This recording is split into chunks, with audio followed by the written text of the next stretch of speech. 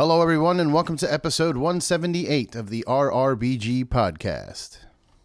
The RRBG Podcast is a proud member of the Podbelly Network. Make sure you go to podbelly.com and check out some of the great shows on the network, including our friends Art and Jacob Do America. I was actually a guest on one of their episodes. You might want to check that episode out. And some of their other episodes where they talk about serial killers, conspiracy theories, aliens, pro wrestling, and a bunch more. So please make sure to check out podbelly.com and support the network. This episode is brought to you by our friends in Killcliff. They make some of the tastiest recovery and energy drinks available on the market. I've been enjoying the Mango Tango CBD drink, which comes with 25 milligrams of CBD. It's all hemp infused. It's got no fat, very low carbs, no sugar. I mean, it's killer. It's great for recovery if you're a sports athlete or if you're an old mosher like myself, full of injuries.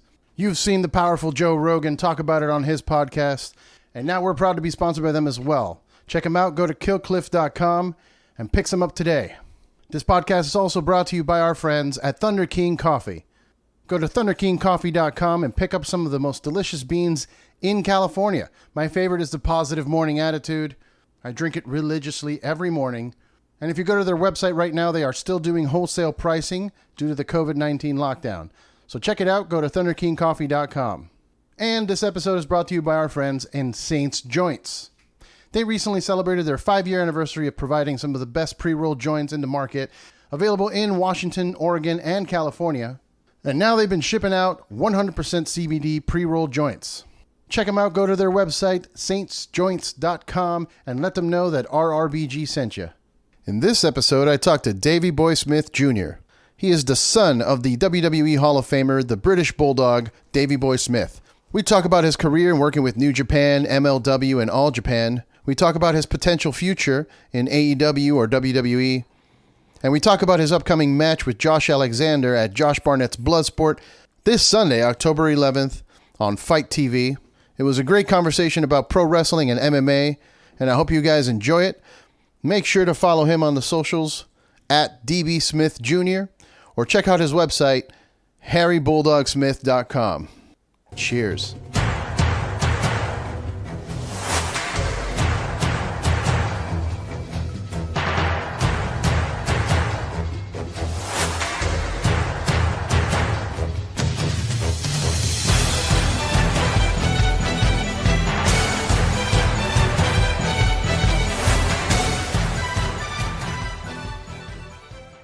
What's up, everybody? I am here with Davey Boy Smith Jr. How you doing, brother? I'm doing very well. How are you? Doing all right. Actually, just came back from a medical procedure. I had some PRP injections in my neck. Oh, okay. What are those? So it's kind of like stem cells. So it's kind of they take your blood out, and then they grab some of your pellets or whatever it is and spin it, and then they basically shoot it back into you, and I had to regenerate the new cells and stuff, right? Right. And I know it's kind of a common thing amongst professional wrestlers and like MMA guys, that aren't in like direct competition, I guess, just because I don't know, you know how it is with testing and all that for MMA stuff. Yeah. Oh yeah. I hear you. Yeah, well, I hope that works out. I've heard a lot of good stuff about that. I haven't gotten it done yet, but maybe something I might look into. Do you have anything that's like kind of bothering you like that, like a neck injury or maybe an old shoulder injury? Not to give away any weak points for your upcoming match or anything. No, we don't want to do that. Well, I have just bumps and bruises, and but I do a lot of mobility work, and so yeah, I stay relatively healthy and fit. That's good.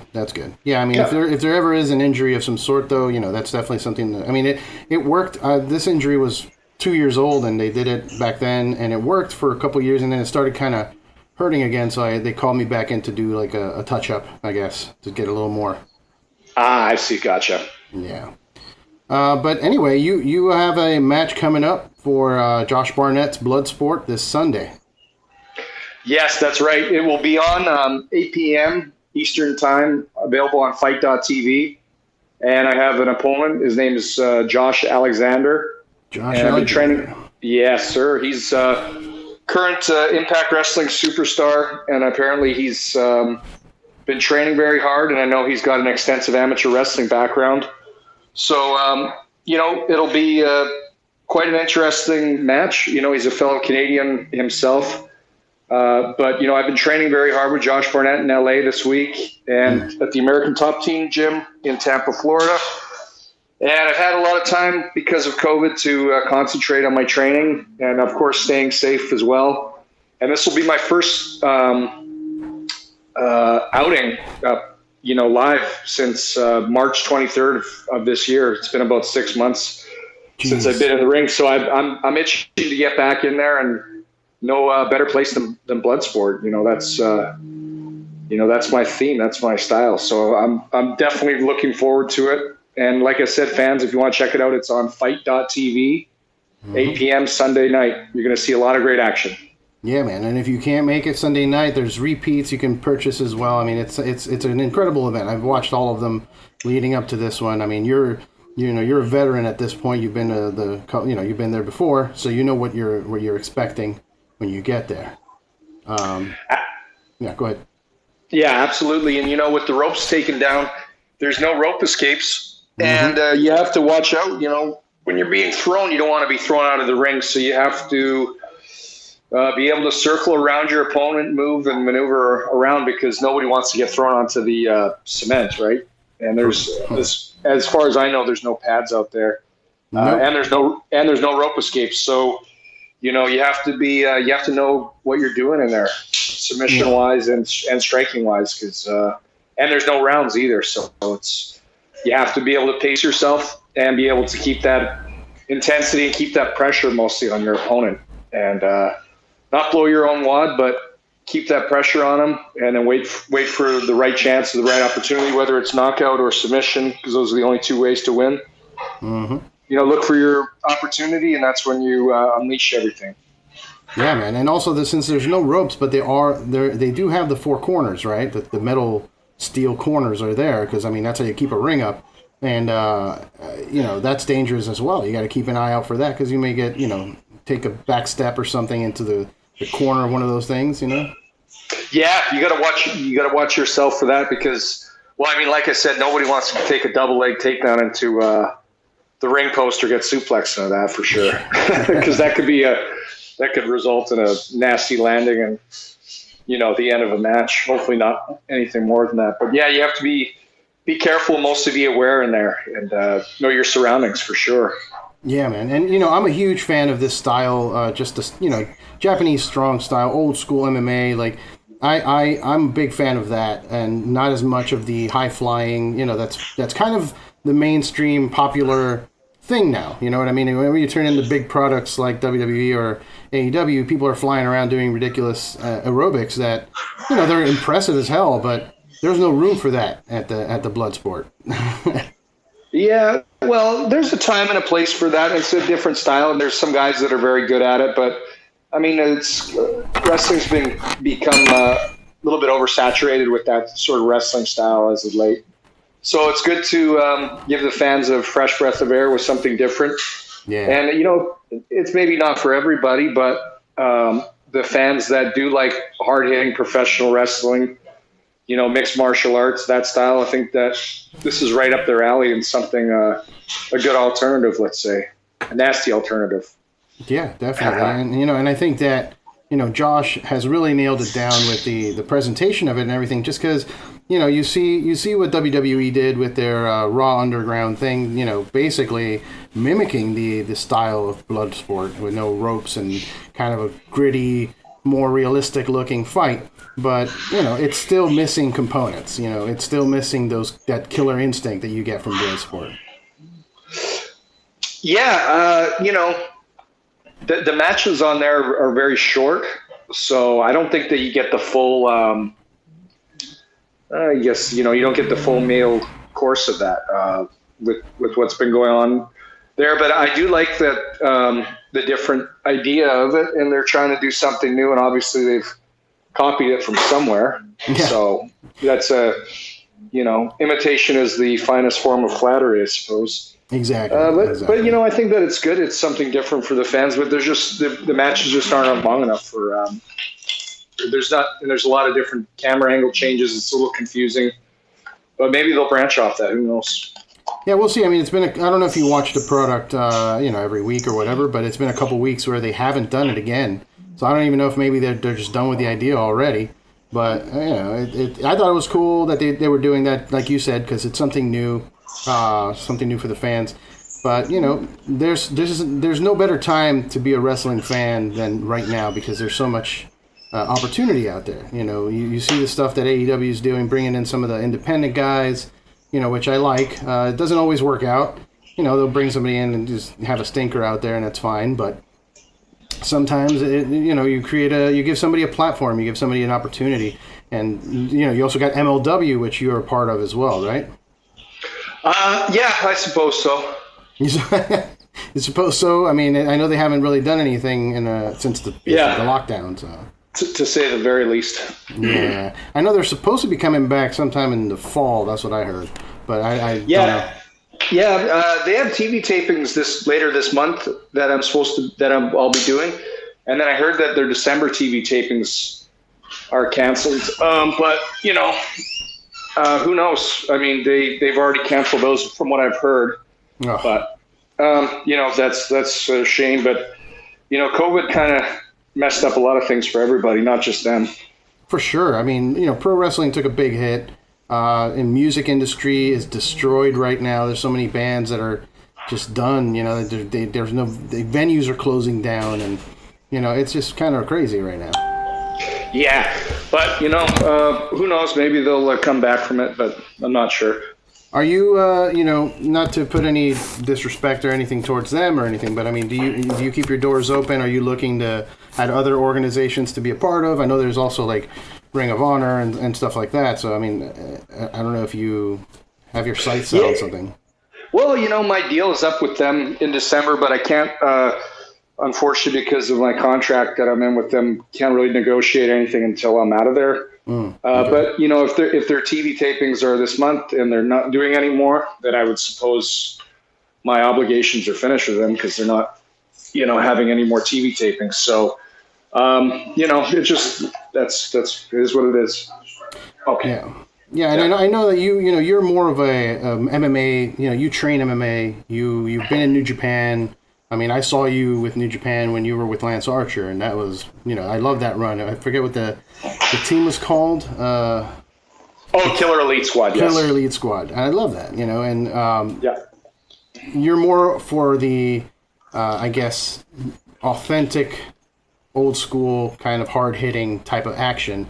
But have you considered, with the long storied history that your family has with the WWE, is that always, I've been told that, like, if you're in the business without the aspiration of going to WrestleMania, then you're doing it wrong. Like, are you under that belief as well? Not necessarily. I mean, people, it's case by case, but, I would certainly be up for the opportunity to return there at some point, whether or not that's in December when my MLW contract's up or not. But there's there's different places that you could go and explore. But, everything's kind of been weird because of, COVID-19. Yeah. And for the rest of this year, I was supposed to be a regular with All Japan Pro Wrestling. I was going to be in their Champion Carnival this year. And then COVID happened, and then everything got screwed up, But it looks like New Japan's running stuff again. So, wherever I suppose the best money is, or where the best opportunity for myself, or the best position, I'll strategically think about it and see what's the best opportunity. And maybe it may be AEW or Impact Wrestling as a TV deal, and there's some good talent there as well. But I just have got to think about it. There's a lot to think about. For sure. And I know, your former partner Lance is over there now at AEW, and he's doing good. He's doing great. I thought the addition of Jake the Snake was fantastic. Like, it helps both of them. It helps Jake get out of his, cycle of life that he's been in, and get back out there and, like, you know, do what he does best, be a fucking villain on TV, you know? Yeah. And he's doing great. So, I mean, to me, in my brain, it makes sense for you to go there. But also there's, like I said, that storied history, you know, even though it's not all pleasurable memories, it can, you know, there is history there between your family and WWE. Yeah, I mean, there's lots of guys there that are great talents, like Shayna Baszler. Mm-hmm. Not that I'd be wrestling her necessarily, but she's a student of Josh Barnett's. Also, Killer Cross, Karrion Kross, Timothy Thatcher. You know, a lot of the New Japan guys that I worked with before. Kushida's out there also, now too. Yeah. So there's lots of good talent.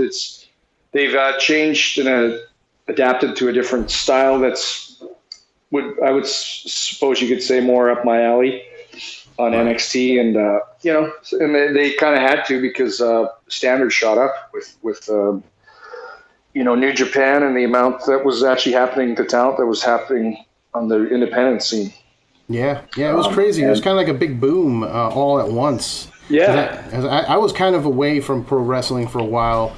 You know, I kind of just lost interest in the product that was being presented, and, you know, kind of started just forgetting about it and just watching maybe like MMA and UFC, you know, Bellator, watching more just straight up MMA instead of watching pro wrestling. And then had a recent turnaround because somebody took me to a local show. And it took me to a PCW Ultra show here in Wilmington, California.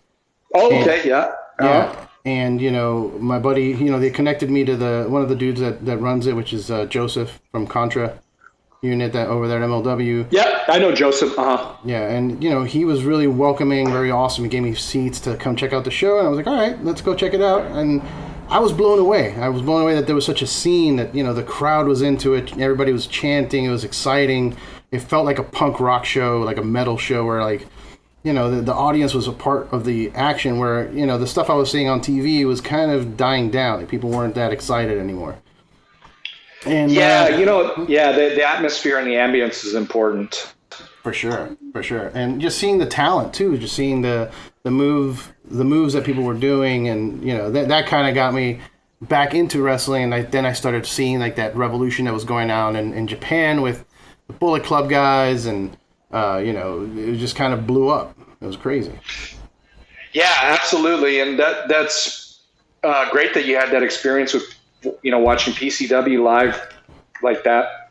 Yeah. You know, what fans or, you know, spectators, what they want to see is they want to be waited or in anticipation of what's going to happen next. They don't want to just be waiting for the next, like they want to be really enthralled, and not just with each movement and what each strike or each whatever somebody's going to say on the mic, or, you know, you have to be, you know, got to get the fans interested in every little thing that you do, not just wanting to see a high spot or do a wait for a chant to happen, you know? Right. People standing outside, hugging each other, waiting for the drop off the top rope. Yeah, I mean, you know, there's a lot of great athleticism to that, and that, yeah, when the moment's right, that's great, but yeah, you have to get the fans emotionally invested in every little thing that you do, I suppose. Yeah, I think that's part of the beauty of Bloodsport, where you don't really know what's coming. I mean, I don't really know who's going to win what match. It's kind of, you guys are going to go out there to kick each other's asses until one of them gives up. And that's exciting to me, because you watch, you know, when I watch weekly programming, I can kind of predict who's getting the push, who's getting the shining, you know, spotlight that week. And it kind of doesn't make me get involved. I'm not interested in squash matches or fucking, you know, people building up like that, unless it's like a legitimate struggle. And NXT, hats off to them. They are the ones that are giving me kind of what I want, you know, seeing like Timothy Thatcher in there with Orny Lorcan. I was like, that's, you know, those are two guys that are not like huge stars. They're not like your stereotypical, you know, beefcake dude, but they're hard workers, and they kick each other's asses with a lot of, you know, real training. Yeah, those guys are great. You know, the cool thing about Bloodsport is that I believe is that styles make matchups. Mm-hmm. And the very first Bloodsport that I was on, pardon me, the first Bloodsport that I was on, not the first one that happened. I went up against Killer Cross, and he's a more striker based, and of course I'm more grappler based. Mm-hmm. And then it was kind of like striker versus wrestler, and I countered him with some submissions, and we went out to the floor a few times. He got me with some shots, and then we exchanged some shots at the very end, and then finally I got him with the crossface. So it was a great matchup, and styles definitely make fights, and that's the same way in MMA too. There's a lot of wrestler versus striker, or jiu-jitsu guy versus is a good striker versus a judo guy. So it's fun. And sometimes guys that are fighting each other or we're going against each other with the same style, sometimes they can kind of not cancel each other out, but can be a bit lackluster, let's say. But there's a lot of great talents of all flavors of ice cream on Bloodsport, and also there's some of the women that are on there too with legitimate mixed martial arts backgrounds and great pro wrestlers too. So that's also something that the fans can look forward to as well. Yeah, I'm excited for that, man. Josh does a good job of picking the talent, and and going back to what you said about how certain styles can end up in a stalemate. Like, I immediately think of being younger at the time, but getting really excited about Dan Severn versus Ken Shamrock. And I remember thinking that was going to be an incredible match, and they didn't do anything. They just kept feeling each other out and like holding moves here and there, but like it really wasn't that explosive thing I was expecting. These two monsters at the time, and but it happens. Like you said, styles make the matches. I'm excited to see. I spoke to Tom Lawler not long ago. He's on the card as well with Homicide, and he was like, "What the hell, man? Like, Homicide's a death match guy." Yeah, it's kind of an interesting mix, Yeah, well, I mean, Homicide he as far as I know, he's got quite a record on him for street fights. So guys like himself and John Moxley, I think it's fun things to add to the mix. John Moxley's been training a lot of submissions. I've been keeping up with him a little bit on AEW. His Bulldog chokes, it works for sure. Yeah. So man, a lot of people are going to be interested to see how he fits in there too. So I'm definitely interested myself. Yeah, I think it's going to bring a lot of new eyes to the product. I mean, he's currently the champion at AEW, which is the competition to WWE right now as the biggest brands of wrestling, and that's going to bring a whole bunch of new eyes, I think. Absolutely. Do you feel any kind of additional pressure for something like that? Are you just you're just so seasoned at this point with your career that the size of the crowd doesn't really affect you? It's more of the competition. Yeah, I would say it's more about the competition. I am glad that Bloodsport is, the arena that we're going to have the event in has been approved to up to 50% capacity with COVID rules, because it's just the fans really do add something to it. Mm-hmm. And just having it in an empty arena that's going to be streaming live, it just wouldn't be the same, Yeah, I mean, if anybody can pull it off, it would be Bloodsport, just because it's more violent, and it would be a little bit more to like what the UFC is doing, which I'm okay. I kind of like the UFC thing. I'm focused on the action and then just focusing on the hits and stuff, Well, the thing that I think UFC's doing good is because you can see the corners and the seconds and the judges around the cage. But the camera works all in the, it's all centered into the octagon, and then everything else is kind of blacked out. So it's not like it's in a completely empty arena where you can. It's hard to do it with the pro wrestling scene because there's not, aside from a couple managers, but they've been able to sort of camouflage or disguise it. And there's not the noise from the crowd, but if you're watching it with the silent, if you're watching it at the Buffalo Wild Wings or somewhere like that where there's no volume, and you couldn't really tell that there's no audience because of the way how it's dark and the seconds and corners. And I think that they've been able to capitalize sort of on that, but it's harder with pro wrestling, and even with Bloodsport, with, if it's just in an empty ring with no fans or anything, it's just not the same. It's not the same in all respects. For sure. I've definitely I've had this conversation with Josh about how I believe that for pro wrestling the audience is very important. He was kind of like, no, I don't think it is. I think it's more about the action. Like, okay, I mean that's fine too. I agree. I mean if the action's good enough, the crowd shouldn't matter. However, that's for sure. That's true. Yeah.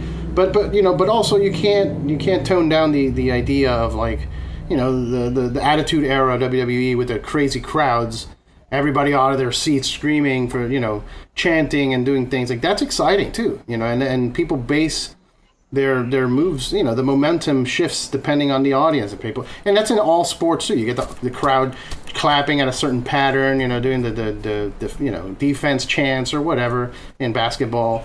It's just part of the excitement, I think. Oh, absolutely. It definitely gives you an adrenaline rush too. ECW, that was another good example. Back in the day, they had their fans packed into these smaller arenas like they were sardines in a can. And the atmosphere was just amazing. Watching it on TV for sure, but I heard it even live was just something else. Have you ever worked the Tokyo Dome? I'm trying to wonder like what the largest capacity. Yeah, you did. I did. I did three Tokyo Domes. So nice. The weird thing, I mean, that was quite an experience itself. But that was another interesting example. Because of the size of the arena, whenever you would like slam a guy or like you would make a big noise, it would sort of like echo. If you yell very loud outside, like and it goes, you can hear yourself like echo. You could almost feel that. And then whenever you would hit a big move, because of the size and the way the structure of the Tokyo Dome was, it'd be like, just say, for example, me hitting a running power slam and I hit it and then I hear echo, and then I don't hear anything from the crowd. I'm like, weird. Then all of a sudden there's like 3 seconds later, this rush of like, where like, because of how it echoes, because the noise comes from the top of the stadium and it rushes all the way to the bottom. So it's like, and then sometimes when you hear the ref count, it's like 1, but it echoes. And then when the guy kicks out, it's like, oh, the fans didn't make a noise. And it's like 2 seconds later, you can hear like it all just like rush totally in. So it was really cool. And definitely whenever I was there, like the atmosphere was like, it was just like a different kind of adrenaline, like I can't remember. I think I had tweaked my knee or something at one, but I didn't feel it at all until I got to the back. And then 20 minutes later, when the adrenaline rush is gone, that's when you sort of start to feel things like that. But that's just an example of the amount of the atmosphere and the intensity of an audience live. It's just totally different. Yeah, man. And in Japan, they're a little different too, because they are a little more respectful. They do a little bit more of the golf clapping, and they don't go too wild out of respect. It's not because they're not excited. It's just kind of like, hey, here's a cheer for doing something awesome, but keep going. Yeah, but when they start to get excited, boy, they get excited. They like to be surprised. That's for sure. Yeah, that's awesome, man. And so, if there were an opportunity for you to go back to New Japan or something like that, is there a dream matchup for you? Somebody that you're looking, and if you want to do a hypothetical, past, wrestler in his prime, and also somebody that's working now that you'd like to have a match with, that's kind of like a dream match. Oh yeah, I mean, especially back in the day, there's tons of guys. In All Japan, there was, Jun Akiyama, Miyahara, who I believe I was supposed to be kind of going up head-to-head against for a while. That was sort of the plan that I was told. If I got a chance to go against Minoru Suzuki in a singles competition, we did get a chance in a couple six-man tag team matches. And that was a great experience for myself as well. Okada would be a lot of fun again, I think. Aside from that, superstars. Oh, and, Masakatsu Funaki. Nice. Yeah, of course. Daisuke Sekimoto, he's another great talent as well. And, guys from the past. Oh, Hideki Suzuki, he'd be another guy. He's one of Billy Robinson's last students over in Japan as well. He'd be on that list. But, guys from the past, there's so many, like Jumbo Tsuruta, Mitsuharu Misawa, Kenta Kobashi, Toshiaki Kawada, Hirohase, Otani, who I was actually supposed to wrestle earlier this year, but it fell through. And, there's tons of great talents over in Japan that I would have loved to have gotten the chance to have gone up against. But, unfortunately, a lot of them have retired or unfortunately no longer with us. So, Yeah, man. You mentioned Minoru Suzuki. He is, I think, currently my favorite New Japan performing wrestler. I can't believe at his age he's still going that hard. And it's such hard-hitting action, man. So you were in there with him. Those elbows always look stiff. Am I right? Yeah, they are. He showed me how to really put him in there hard. I had him. There's a match on YouTube that I did with Eric Stevens for MLW. If you look that up on YouTube, and I clocked him with some good elbow smashes, and they were Stu Hart, my grandfather. He had taught me a little technique about how to do it, like a forearm slider. And Suzuki's was a little bit slightly different, but kind of the two are the same. So I've adopted that into my wrestling style. Nice. And I'm planning on dishing out some good forearms this coming Sunday. Misawa, like I said, he was one of my favorite wrestlers. And when I went back to Japan, I sort of got inspired to, not rewrite the wheel, but try to think of how to make the product better. But don't think too over the top. Just think of how we can make little details and changes like this that are going to make a big difference, Yeah. And, like I said, during COVID, I had a lot of time to train in gymnastics as well. I put out some YouTube or Instagram videos, and I still get in there a little bit, but during COVID, I was focusing on that because there was not a lot of guys to train with, so I was doing a lot of gymnastics.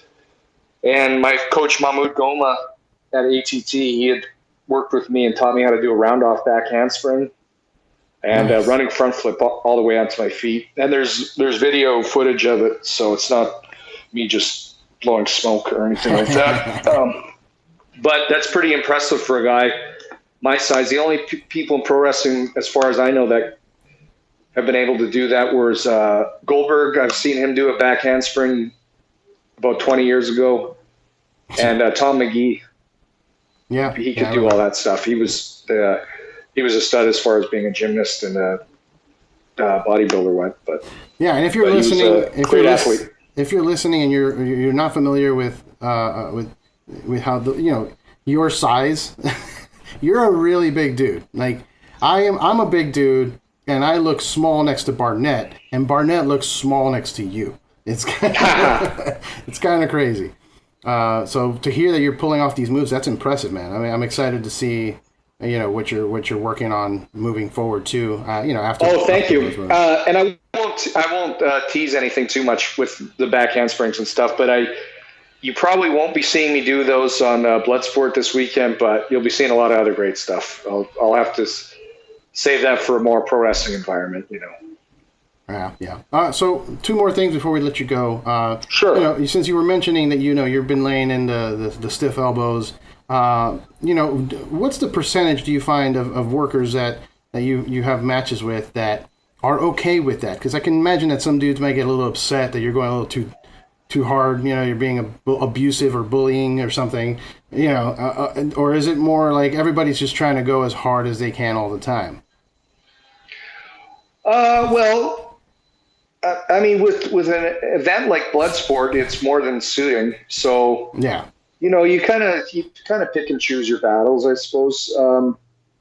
Maybe hitting a guy like that, if it's just for house shows, is not necessarily needed. But let me tell you, I saw Minoru Suzuki, and Yuji Nagata and Makabe and some of those guys plaster each other, even on house shows, and Ishii too.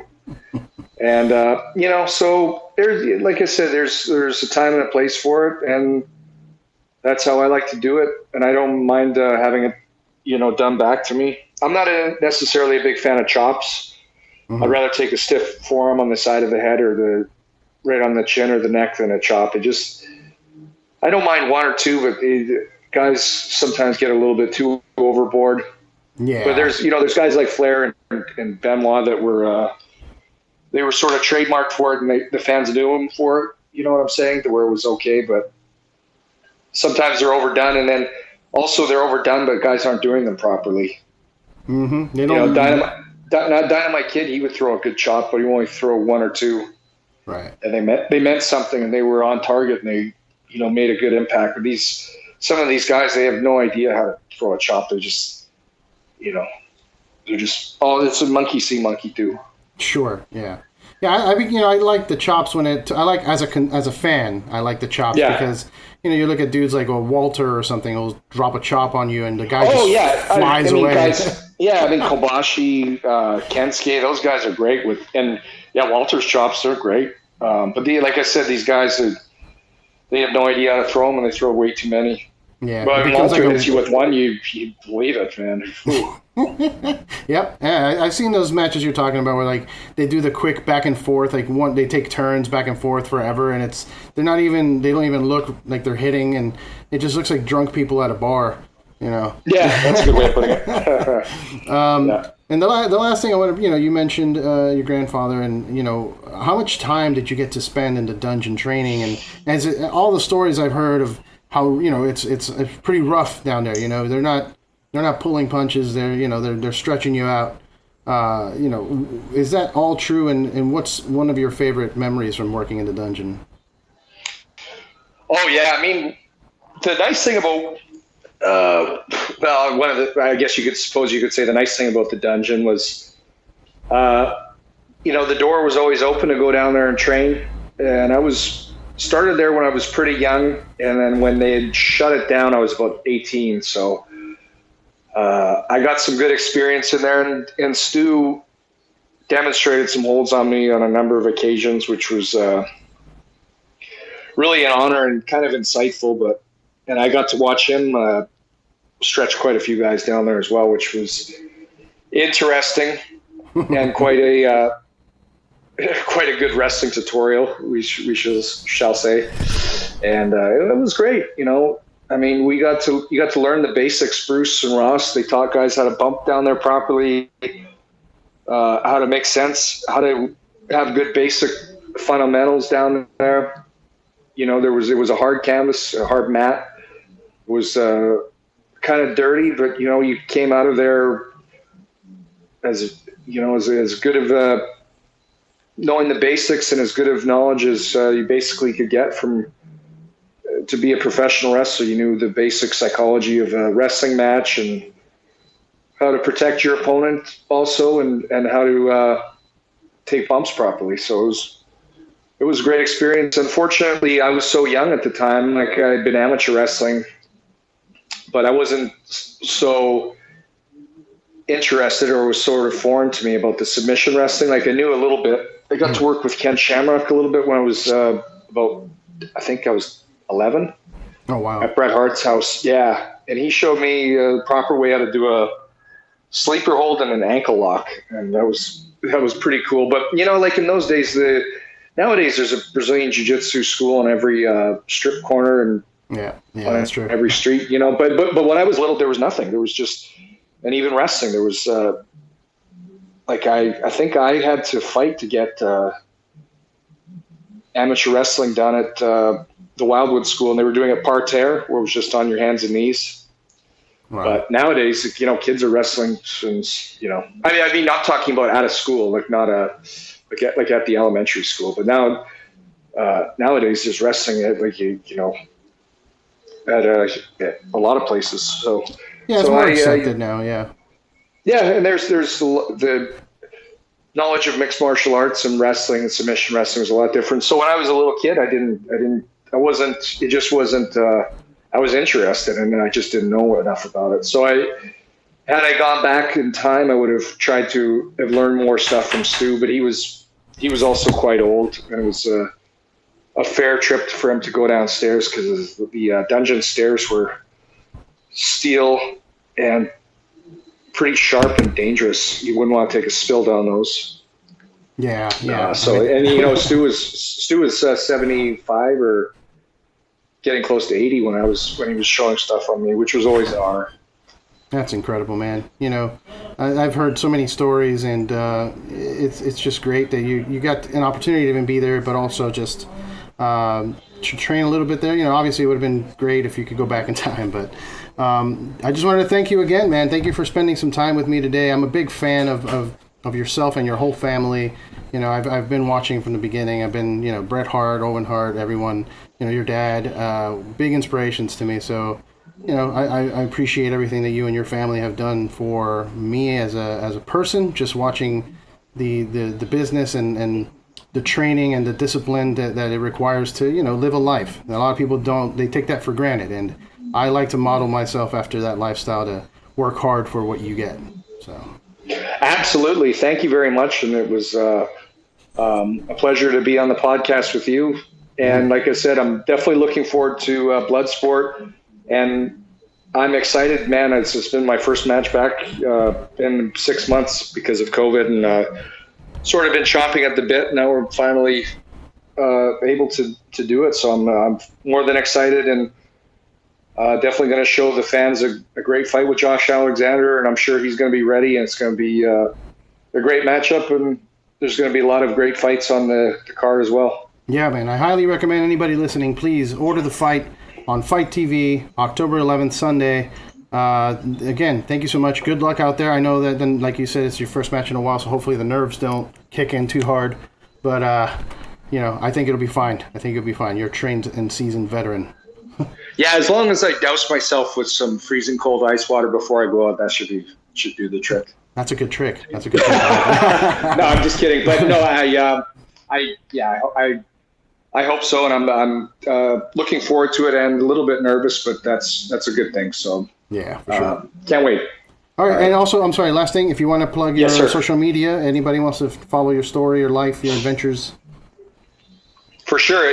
If you can follow me at Davey Smith Jr. on Instagram and Twitter, those are both my Twitter handles at Davey Smith Jr. And I have a Facebook as well. That's under my real name, Harry Francis Smith, but I keep that more for friends and family. But please do follow me, like, and subscribe. And I'm also working on getting a website going on again, coming up here too. Very so fans can follow me on there as well. Very cool. And you have shirts up on Pro Wrestling Tees, I assume? Something like that? Yes, sir. Yeah. You awesome. Can go on to Pro Wrestling Tees and get whatever memorabilia you can get on there, or merchandise from myself. Awesome, man. All right, man. Take care. Have a good fight. I'll see you, okay, on Sunday. Hi, domo arigato. Arigato. Ciao for now.